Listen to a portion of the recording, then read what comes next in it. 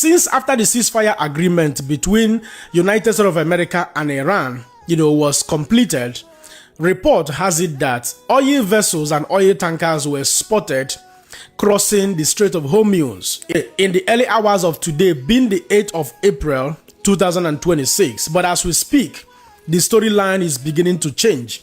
What has happened? The Israeli Defense Force has continued a very unprecedented intensive airstrikes and ground invasion against Hezbollah terrorist organization in Lebanon.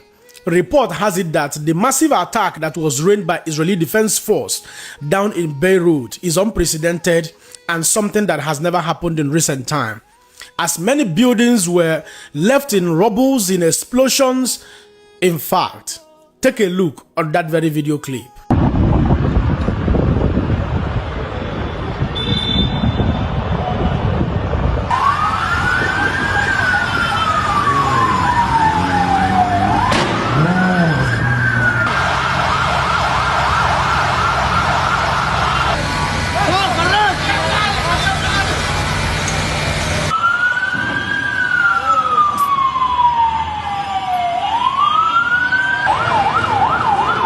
طلعت رفاعي هون، طلعت رفاعي بربور. هو في حدا؟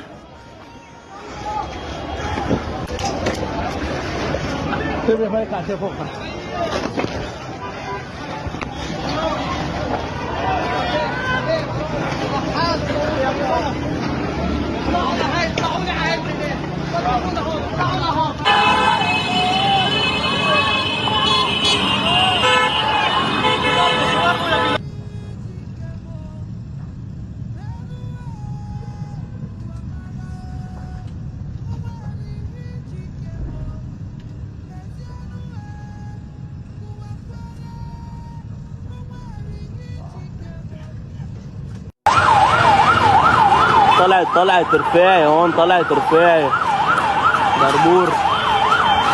هون على دوار الزيتونة، على دوار الزيتونة العالم بالأراضي. بعيد عني يا زلمة، بعيد عني، ما في 100 متر. هيدا هلا حزام ناري عجباه.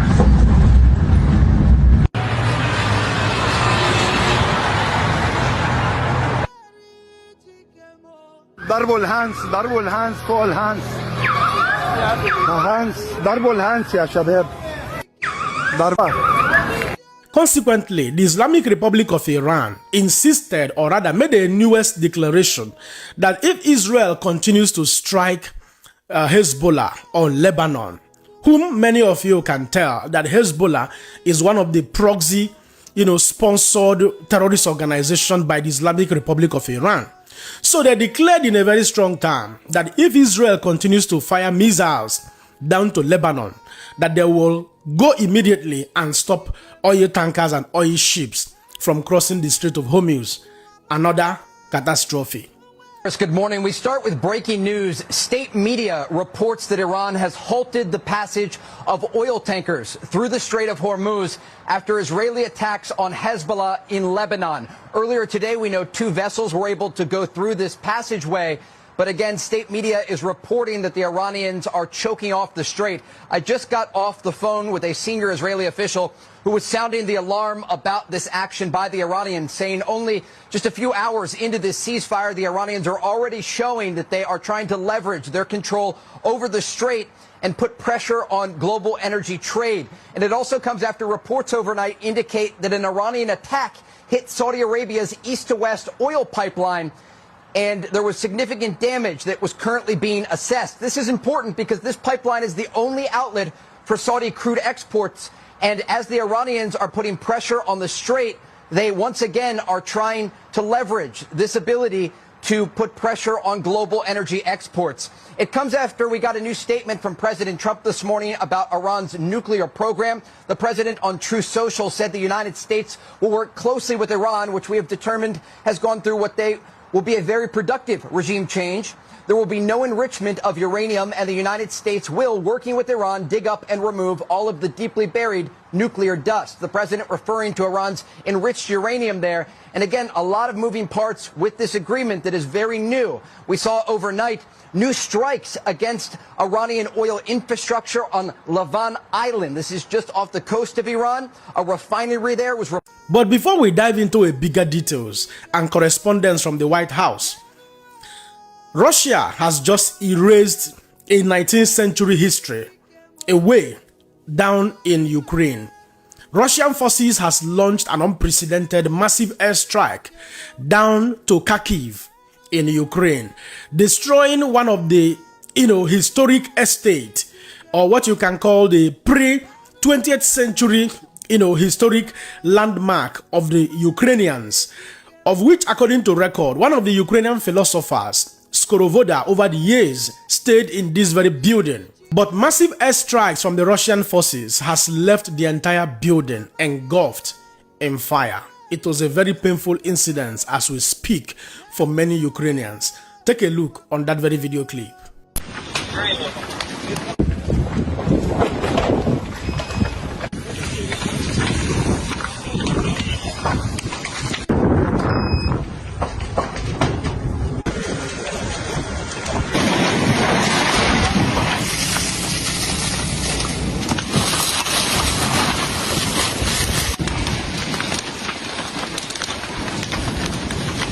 Well, I'm pretty sure you have seen that very mess. Obviously, Russia is intensifying their attack owing to the fact that report has it that Ukraine has buffered their security over time and they are taking down on military forces on daily basis. Some account of the report says that about 500 to 600 of Russian military forces are being unalived daily by the Ukrainian forces. That Ukraine has built a very good backbone for themselves using their drone and drone interceptors and all of that. So possibly Russia is retaliating that very fact. So there is a correspondence from the White House in a press briefing by the President of the United States of America, where he talked about briefly the ceasefire agreement between the United States of America and Iran, and the consequent look-alike breaking of the deal that is currently trending in the Middle East. Take a look. Years they've been negotiating with these people. They're great negotiators, and because they're not going to have a nuclear weapon.